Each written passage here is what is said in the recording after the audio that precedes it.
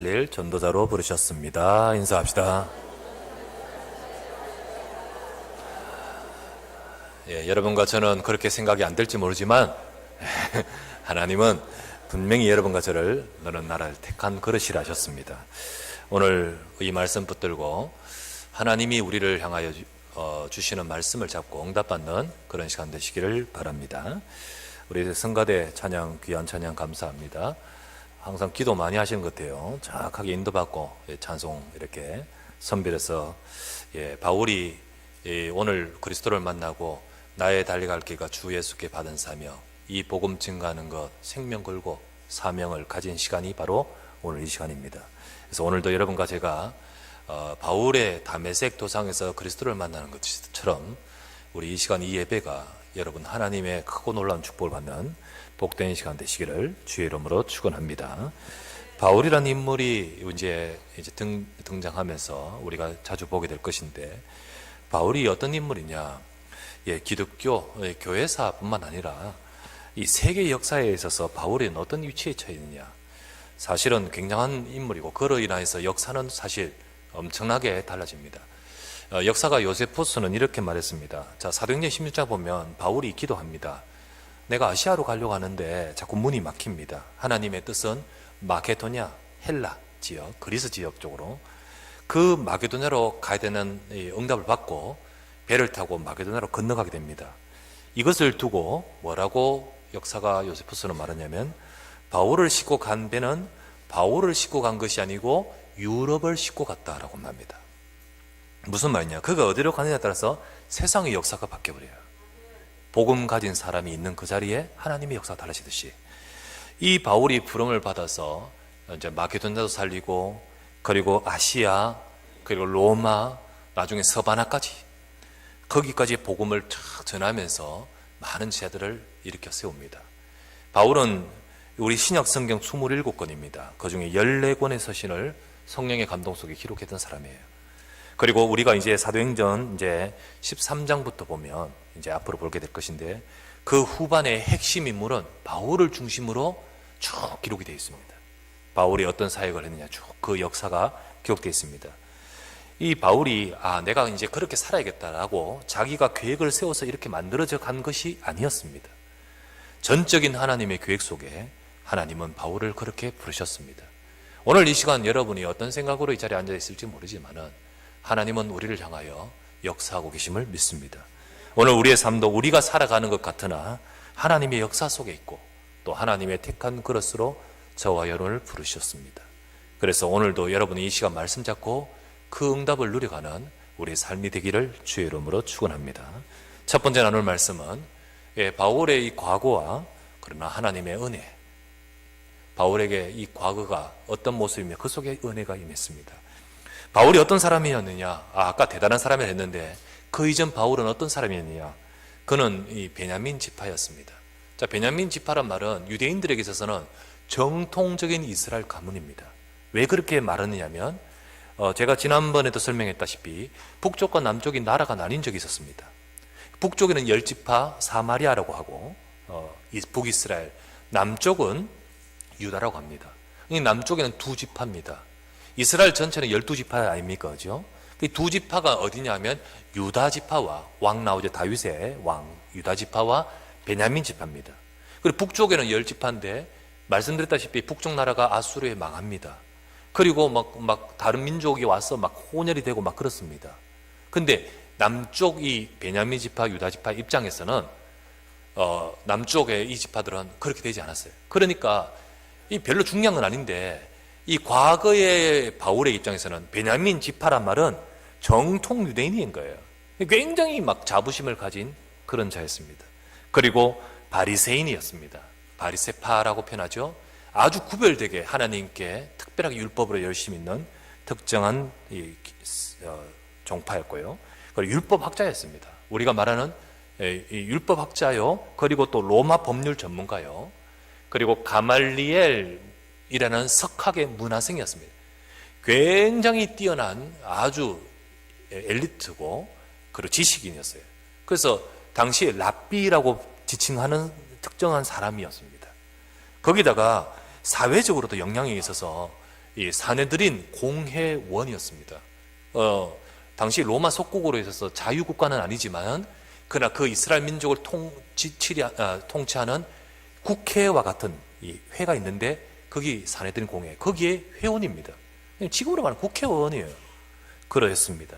거기다가 이 사람은 언어를 히브리어, 헬라어, 아람어까지 막 어마어마. 그리고 집안이 로마 시민권자예요.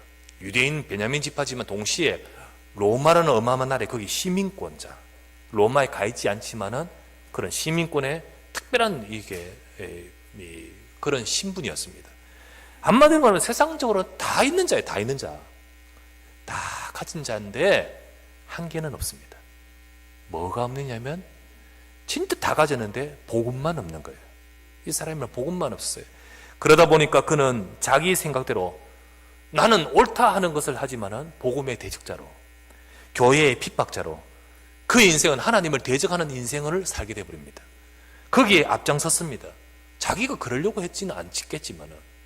그래서 우리가 읽어봤던 사도행전 7장의 58절 그리고 8장 1절 보면 스데반을 죽이는데 앞장선 책임자였습니다.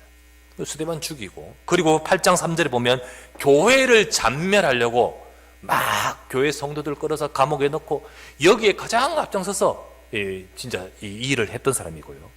오늘 읽었던 9장 1절 한번 보십시오. 사울이 주의 제자들에 대하여 여전히 위협과 살기가 등등하여 눈 돌아갔어요. 이제 눈이 돌아갔어요. 그러면서 그것이 옳은 일인 줄 알고 그는 그것을 위해서 막 모든 것을 다 해서 여기에, 그래서 위협, 살기 막 등등 해가지고 여전히. 그러면서 2절에 보니까 이렇게 나옵니다. 이제 이 예루살렘은 거의 초토화된 것 같아. 가만 정보를 들어보니까 다메섹 외국입니다. 다마스커스 외국입니다. 거기에 보니까 거기에도 교회가 있대. 우리 이스라엘 백성들이 가서 교회를 세웠대. 가서 내가 잡아오겠습니다. 정식 공문을 요청해가지고, 이건 누가 하라고도 했는 것도 아니고 자기가 가서 자청해가지고 공문을 요청해서 다메섹에 가서 잡아오려고 이제 출발했던 것이었습니다. 아니 이렇게까지 바울이 왜 이랬을까요? 왜 이랬을까? 바울은 한마디로 이게 옳은 건 줄 알고 이게 바른 건 줄 알았어요. 근데 바울이 나중에 고백합니다. 디모데전서 1장 13절 말씀에 이렇게 고백합니다. 내가 전에 비방자, 폭행자, 박해자였는데 그것은 내가 알지 못하고 했다. 내가 무지했기 때문에 그랬다. 내가 전에는 몰랐다는 거죠. 한마디로 말하면 무지했다. 영적으로 무지했습니다. 바울은 다 알고 다 가진 것 있지만은 진짜 영적으로 무지했습니다. 여러분, 엘리트고 굉장히 뛰어나게 많은 것을 아는 세상적 지식으로 쭉 대단하지만은 영적으로는 그렇지 않습니다. 영적으로. 그러다 보니까 그 인생이 진짜 중요한 것을 놓치고 살아가는데 어느 순간 올라가고 올라갔다가 떨어져 버린 거예요. 그게 세상의 사람들이에요. 바울도 역시 그랬습니다. 너무나 틀린 길에 자기 인생을 들이고 올인했던 인생이었습니다. 그런데 이대로 둬버리면 진짜로 멸망하는 길로 계속 가는 거지요. 근데 이런 바울에게 하나님의 은혜가 임했습니다. 상상도 못하는 일이에요. 어째 저런 사람에게 라고 할 정도인데 그 사람에게 하나님의 은혜가 임했습니다. 바울은 하나님을 대적하고 교회를 핍박하는 완전 사단의 종이었지만은 하나님은 그 바울을 향하여 하나님의 은혜를 주시고 계십니다. 그는 바울이 오늘 자기 생각을 딱 가지고 다메섹에 가야겠다. 그곳에 가서 내가 해야겠다라고 자기 생각으로 다메섹으로 가는데 이 또한 하나님의 계획 속에서 딱 보고 계셨습니다. 그런 가운데 오늘 보았던 사도행전 9장 3절 한번 보십시오. 사울이 길을 가다 다메섹에 가까이 이르더니 갑자기 호련히 하늘로부터 빛이 그를 둘러 비추는지라. 땅에 엎드려져 들음에 소리가 갑자기 옵니다. 사울아 사울아 네가 어찌하여 나를 핍박하느냐. 대답하되 주여 누구십니까? 그때 이르시되 나는 네가 박해하는 예수라. 바울은 그때 그리스도 예수님을 만납니다. 사실은 부활하신 예수님을 만나게 될 때 그는 완전히 머리가 백지가 되어버립니다. 완전히 머리가 혼돈이 되어버려요. 이분이 도대체 누구냐는 거지. 근데 나는 네가 박해하는 예수라라는 말을 들을 때 바울은 내가 지금 이 교회가 전부 사기꾼들이고 이단들이고 예수는 죽었는데 이것들이 부활했다고 말하고 전부 이것 그리스도라고 말하는 거, 이 전부 이단 집단들, 이 사기꾼들. 그래서 내가 완전히 잔멸시키겠다고 앞장섰는데 그 예수님을 덜커덕 만나버렸으니까요. 바울은 완전히 그 앞에서 그냥 무릎 꿇어버렸어요. 전적인 하나님의 은혜였어요. 이런 바울에게 그리스도께서 찾아가셨어요. 하나님의 은혜였죠. 그래서 바울은 이렇게 말합니다. 고린도전서 15장 9절에 10절에 뭐라 하냐면 내가 나된 것은 나는 사도 중에 가장 작은 자라. 나는 하나님의 교회를 박해했으므로 사도라 칭함 받기를 감당하지 못할 자다. 그러나 내가 나된 것은 하나님의 은혜로라. 하나님의 은혜라. 내가 이렇게 나된 것은 하나님의 은혜라 말합니다. 여러분, 우리에게도 이러한 하나님의 은혜가 각자에게 임한 줄 믿습니다. 우리는 각자의 삶이 다르고 형편과 상황과 시간표 다 다르지만은 그러나 모든 여러분들을 아시는 하나님께서는 여러분들에게 그런 은혜를 베푸시기를 원하십니다.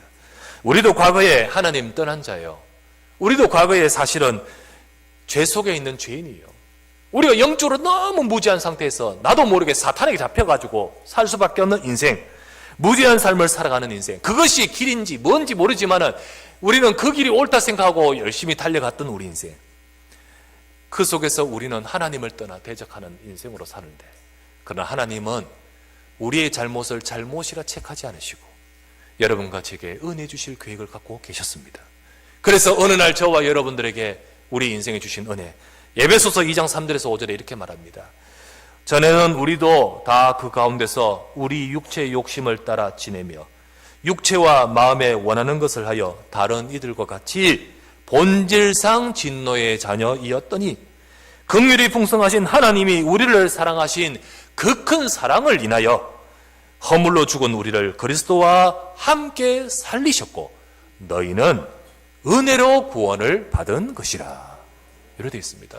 전에 우리도 다 똑같이 육체, 욕심, 세상 것 따라가면서 눈에 보이는 것만 따라가면서 나도 모르게 속는데 이 흑암의 사단에 잡혀서 본질상 진노자녀, 지향이 오고 멸망이 올 수밖에 없는 인생의 상태, 그 속에 살면서도 길도 모르고 답도 없이 살아갈 수밖에 없는 우리들. 그러나 하나님은 우리를 사랑하신 그 큰 사랑을 인하여 저와 여러분에게 은혜를 베푸신 줄 믿습니다. 그것이 바로 이 은혜가 아니면 우리는 본질상 진노의 인생으로서 살 수밖에 없을 뿐이었고, 우리가 그 은혜가 아니면 멸망할 뻔했습니다. 우리가 그 은혜가 아니면 우리의 삶도 사실은 이런 멸망 속에 벗어날 수 없는 우리인데, 어느 날 바울의 그 인생의 시간표 속에 그리스도가 오셔서 그에게 은혜를 주셨던 여러분과 저에게도 이 은혜가 임하는 줄 믿습니다. 우리는 그 은혜가 중요하고 그 은혜 때문에 나의 인생이 하나님의 축복 속으로 들어가게 되는 거예요. 그 은혜가 바로 여러분과 저에게 있습니다. 두 번째 나눌 말씀, 그때 그리스도를 만난 인생의 변화입니다. 변화. 이 은혜 속에 있는 이 바울에게 변화가 일어납니다. 바울의 변화는 개인의 인생에도 놀라운 변화지만은 이 바울을 통하여 하나님이 하시는 그 시대와 역사에 엄청난 영향을 끼칩니다. 사실은 바울이 변화된 자체가 그 시대에는 놀라운 일이었습니다.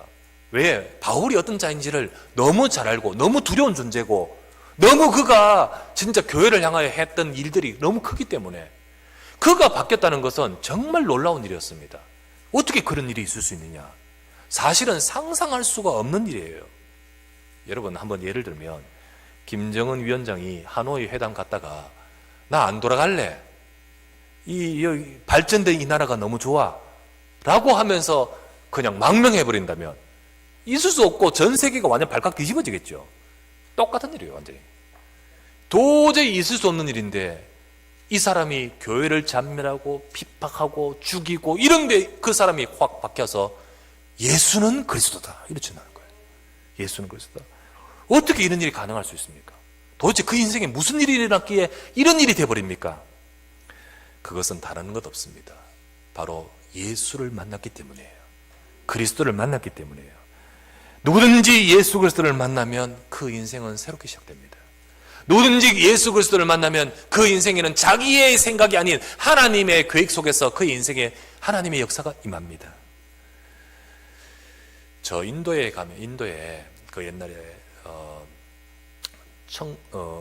그때 당시에 누구지? 선다식이라는 사람이 있었습니다. 선다식. 이 사람은 시크교 인도 종교 아시지 않습니까? 여러분 인도에 구경 가면 거기 보면 막 이렇게 우상 많지 않습니까? 거기에 수많은 우상 귀신들 섬겼던 사람. 근데 이 사람도 그 속에서 섬겼고 살았던 사람인데, 근데 어느 날 자기 인생에 영적 문제가 오는 거예요. 자기 인생이 막 허무한 거예요. 너무 막 삶이, 그러다가 막 너무 깊은 문제 속에서 결국은 자살하려고 합니다. 이 사람이 자살하려고 막 그런 몸부림치면서 자살하려고, 나는 철도에 뛰들으려고, 그러려고 하는데 그 인생이 그리스도를 만납니다. 하나님의 계획이지요. 진짜 그리스도를 딱 만납니다. 그때 이 사람이 바뀝니다. 바뀌고는 어떻게 됐냐? 인도 지역과 특별히 티베트 지역에 복음을 증가하는 전도자가 됩니다. 우리가 아는 선다싱이 바로 그런 사람이에요. 또 우리나라도 있습니다. 다 목사님들 다 마찬가지지만은 특별히 유명한 목사님들 중에 우리 초대교회 때 우리 김익두라는 분, 이 사람 원래 완전히 괜찮은 집안인데 그때 당시가 일제 강점기 때 아닙니까? 괜찮은 집안이지만 자기 마음대로 똑똑한 일수록 갈등이 되는 거예요. 이 세상이, 자기의 삶이 이게 싫어. 내가 펼칠 세상이 아니야. 모든 것이 갈등이 되니까 나중에 삶을 포기하고는 완전히 개망나니로 살게 됩니다. 모든 인생을 다 포기하고, 그리고 개망나니의 삶을 살면서 완전히 폭력행하고 막 이렇게 삽니다. 술 먹고 막. 그렇게 사는 그 김익두, 어느 날 이 사람에게 그리스도가 임합니다. 진짜 이 사람이 복음을 전하는데 그 사람이 그리스도를 만납니다. 이 사람이 바뀌어버리는데 사람들은 믿을 수가 없었어요. 김익두 하면 사람들 벌벌 떨면서 저자의 시장의 사람들 다 도망갔는데, 근데 이 사람이 바뀌어서 성경책 들고 나타나니까.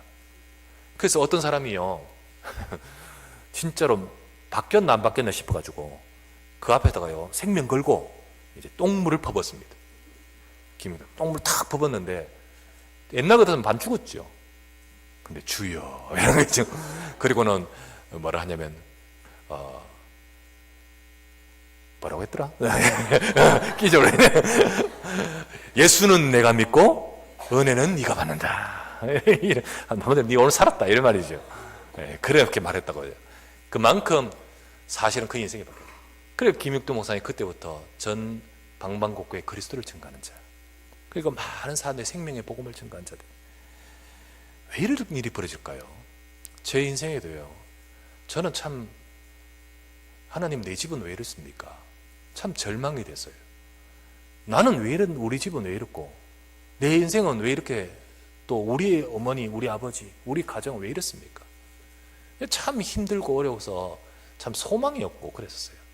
그런데 제가 교회는 나가게 되었지만은 막상 내가 살아가야 될 길, 내 삶의 희망도 방향도 모르겠더라고요. 그런데 참 감사하게 어느 날 기도하는데 주님이 제게 소망을 주셨어요. 주의 일을 하도록 제게 딱 오시는데, 그때 제게는 딱 그 약을 잡고 하나님이 그때부터 저를 이끌어 가시는데 아무 비경 없고 아무 할 수 있는 방법이 없는데 정확하게 그때마다 인도하시는 거예요. 여러분 왜 그렇습니까? 도대체 예수님이 누구시길래? 예수님은 어떤 누구 사람이 아닙니다. 창세기 3장 15절에 약속대로 이 땅에 오신 여자의 후손 그리스도이십니다. 우리가 찬송하지 않습니까? 마지막 폐송에 뭐라고 찬양합니까? 이런 찬양하지 않습니까? 예수가 길이다, 그대가 찾는 진리다, 생명이니 세상으로 빛으로 오신 여자의 후손 그리스도라. 우리가 이렇게 고백하지 않습니까? 예수님 누구신지 아십니까? 하나님이 보내겠다 하신 창세기 3장 15절에 오시겠다 하신 여자의 후손 그리스도이십니다. 그분은 바로, 예수님은 훌륭한 사람이 아니라 사람의 몸을 입고 이 땅에 오시는 유일한, 하나님이 이 땅에 오시는 그 유일한 분이십니다. 인간의 근본 문제를 해결할 유일한 분, 인간이 갖고 있는 근본된 문제 3가지 저주. 우리 인간은 누구나 다 전부 다 죄인이요, 사탄에게 잡혀있고, 그리고 하나님을 떠나 지옥 갈 수밖에 없는 이 인간의 문제, 이 문제에서 벗어날 수 없고 발버둥을 쳐도 능력이 있어도 힘이 있어도 어떤 자도 해결할 수 없습니다. 여러분, 이것 때문에 우리의 삶에 모든 문제가 시작돼요. 왜 고통이 오는지 아십니까? 왜 정신 문제가 오고, 왜 내 삶에 재앙이 오고, 우리의 삶에 많은 고통과 문제들이 옵니까? 왜 사람은 죽어서 지옥 갈 수밖에 없어요?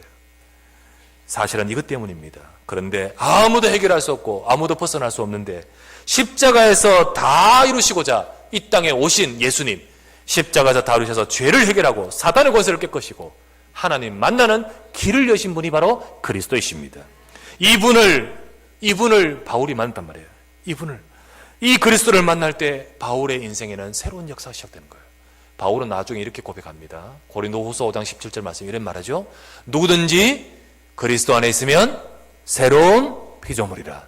이전 것은 지나가서니 보라 새 것이 되어도다. 바울은 그리스도를 만났습니다. 틀린 길에 그 인생이 올인했던 그 인생이 이제는 복음을 위하여 그 인생을 드리는 인생이 되어버렸습니다. 우리도 그리스도를 진짜 만날 때 우리의 삶은 새롭게 하나님의 역사가 시작됩니다. 그런데 교회 다니면서도 이 모든 것들은 참고사항일 뿐 그리스도를 여전히 만나지 못하는 하나님의 백성들도 있습니다. 여전히 교회를 다니지만은 역시 그리스도를 만나지 못하는 그냥 교회는 참고사항일 뿐이라면 아니 되지요. 예수 그리스도는 지금도 여러분과 제게 역사하고 계십니다. 오늘도 우리를 만나고 우리와 함께 하시고 우리에게 역사하시는 그 주님이 여러분에게 여러분의 인생에 그리스도가 되시기를 주의 이름으로 축원합니다. 내가 만나야 되고 우리 렘넌트들이 만나야 돼요. 그래서 우리 렘넌트들은 복음을 심어야 돼요. 그리스도가 증거돼야 돼요. 참 감사하게도 우리가 복음 속에서 훈련하고 양육하니까 우리 아이들은요 그냥 복음이 심어져서 각인되는 거예요. 지난주에 제가 무슨 이야기 들었는데 우리 주일 전도 캠프 나가지 않습니까? 주일 전도 캠프 나갈 때 우리 예준이 그리고 유현이 그리고 뭐 또 한 명 뭐 6살, 5살, 4살 뭐 이런 애들이 이제 엄마가 자 우리 캠프 갔다 올 테니까 넌 교회에 있으라 하라고 하니까 아니라는 거죠. 우리도 밖에 나가서 전도하는 훈련 받아야 된다는 거예요.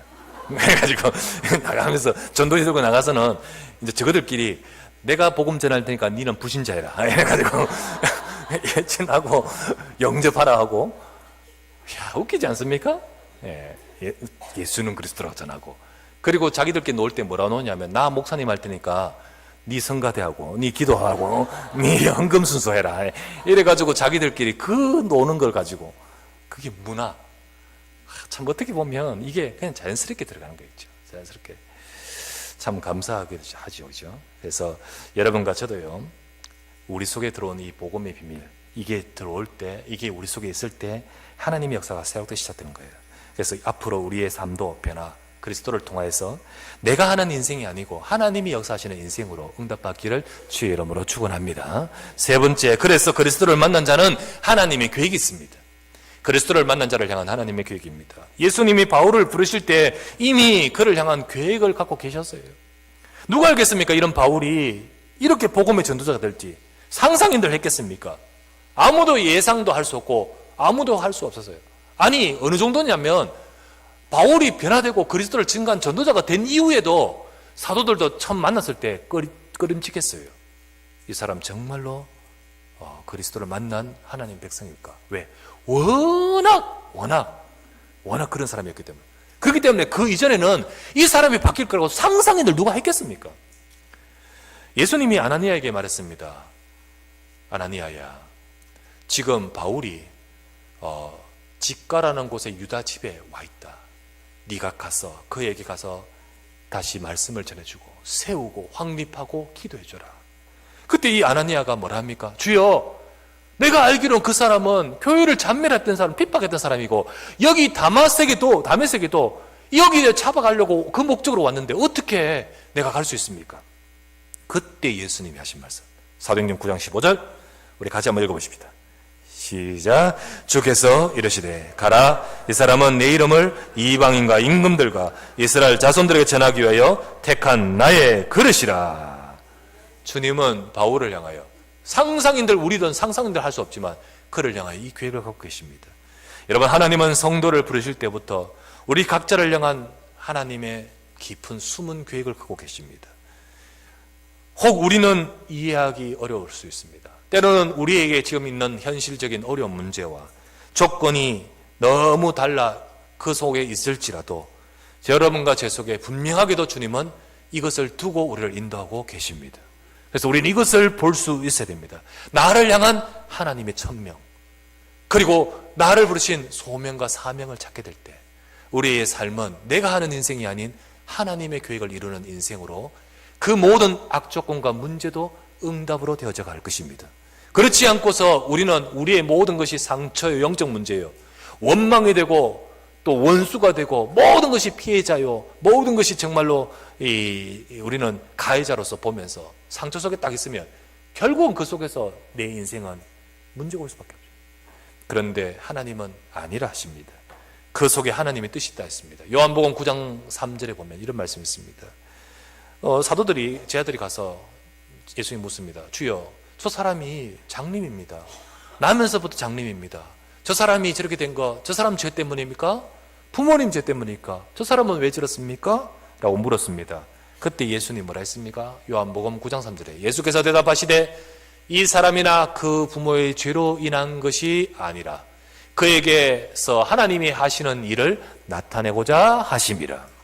하나님은 뜻과 계획을 갖고 인도하고 계십니다. 그래서 우리는 지금의 나 자신을 보고 여러분 실망하지 마시고 여러분의 연약함과 부족함을 보고 여러분이 지금의 모습을 보고 실망하지 마시고 내 연약함, 상처, 혹 우리 이전의 과거 속에 있었던 여러 가지 모든 것들이 사실은 하나님께서는 인도하고 계시는 가운데 나를 향한 하나님의 뜻을 이루는 서론과 발판으로 역사하고 계심을 믿으시기 바랍니다. 그래서 이 시간도 지금의 어려움도 하나님이 하시는 여정 속에 있음을 기억하십시오. 하나님이 하시는 여정 속에. 그것이 보이지 않을 때는 참 힘들고 어렵겠지만 우리는 언약을 잡아야 돼요. 저는 옛날에 참 힘드는 굉장히 어려운 문제, 또 특별히 인간관계 속에서 참 어려운 문제가 있을 때가 있었습니다. 참 그때 너무 어렵고 그것 때문에 기도를 많이 하고 그것 때문에 몸부림을 치는 때가 있었는데 참 신기한 것은 이게 하나님께서 주셨다는 것을 나중에 알게 되었습니다. 그것 때문에 응답을 받아가게 되었고 그것 때문에 내가 나중에 사역할 수 있는 눈을 열게 하셨고 그것 때문에 정말로 내가 하나님 앞에 설 수 있는 깊이 집중할 수 있는 시간을 허락하셨습니다. 그래서 여러분 지금에 있는 모든 것들도 하나님이 우리를 향하신 선하신 계획을 이루시는 줄 믿으시기 바랍니다. 그래서 하나님이 행하실 뜻을 이루기 위해서 우리는 그 과거 또는 현재의 문제 속에 나의 옛틀의 문제에 묶여있지 말고 옛틀은 뭐 하라고요? 옛틀은 뭐 해야 돼요? 깨고 그리고 새 틀은 갖춰야 됩니다.